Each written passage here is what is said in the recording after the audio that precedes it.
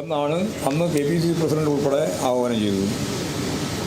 ഒരു വർഷമായപ്പോൾ കോൺഗ്രസിൻ്റെ പണം പിരിക്കുന്ന ഈ ആപ്പ് പ്രവർത്തനരഹിതമായി. അവരൊരു ആപ്പ് വെച്ചിട്ടാണ് ഇത് പിരിച്ചത്. അതിപ്പോൾ പ്രവർത്തനരഹിതമായി കിടക്കുകയാണ്. അപ്പോൾ അത് കൊടുത്തു എന്ന് പറയുന്നത് കളവ്. 6, സർക്കാർ പിരിച്ച പണം എവിടെ, എങ്ങനെ ചെലവഴിച്ചു എന്നാണ് ചോദിക്കുന്നത്. KPCCയുടെ കാണാതെ പോയ ആപ്പ് പോലെയല്ല സർക്കാർ ഫണ്ട് വിനിയോഗിക്കുന്നത്. അത് കൃത്യമായിട്ട് ഓരോ രൂപയും ഔദ്യോഗിക രേഖയായി നമുക്ക് മുന്നിലുണ്ട്. അതുകൊണ്ട് വെബ്സൈറ്റിൽ കൃത്യമായിട്ട് ഓരോ ഇനത്തിനും ചിലവായ പണം പൊതുജനങ്ങൾക്ക് കാണാനാവും. സുതാര്യമാണ്. ഇത് സാധാരണ വ്യത്യസ്തമായിട്ട് അവിടെ ദൈനംദിന ജീവിതത്തിനുള്ള പണം കൊടുക്കുന്നുണ്ട്. അവർ വാടകക്കാണ് താമസിക്കുന്നത്, വാടകക്കുള്ള പണം ഗവൺമെൻറ് കൊടുക്കുന്നുണ്ട്.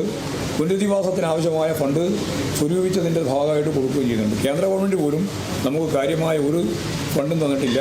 അപ്പോൾ പിരിച്ച ഫണ്ട് എവിടെ പോയി എന്ന് ചോദിച്ച് ആളുകളെ തെറ്റിദ്ധരിപ്പിക്കാൻ വേണ്ടിയിട്ടൊരു കളവ് കൂടി അതിൻ്റെ ഭാഗമായിട്ട് പറയുക. പിന്നെ അദ്ദേഹം പറഞ്ഞിട്ടുള്ള ഒരു പ്രധാനപ്പെട്ട കളവ്, ഞങ്ങൾ വൈകിയില്ലല്ലോ എന്ന്. എങ്ങനെയാണ് ഈ 1.5 വർഷത്തിന് ശേഷം വൈകിയില്ലല്ലോ എന്നവർ പറയുന്നത്? പുനരധിവാസത്തിൻ്റെ കാര്യത്തിൽ ആ പാർട്ടി എത്ര തവണയാണ് ഉരുണ്ട് കളിച്ചത് എന്നതിൻ്റെ ഒരു സാമ്പിളാണ് ഇവിടെ ഇപ്പോൾ ഏറ്റവും അവസാനം കാണാൻ കഴിയുന്നത്. കോൺഗ്രസ് ജന്മദിനമായ ഡിസംബർ 29-ന് നിർമ്മാണം ആരംഭിക്കുമെന്ന് പറഞ്ഞിട്ട് എന്തേ സംഭവിച്ചത്?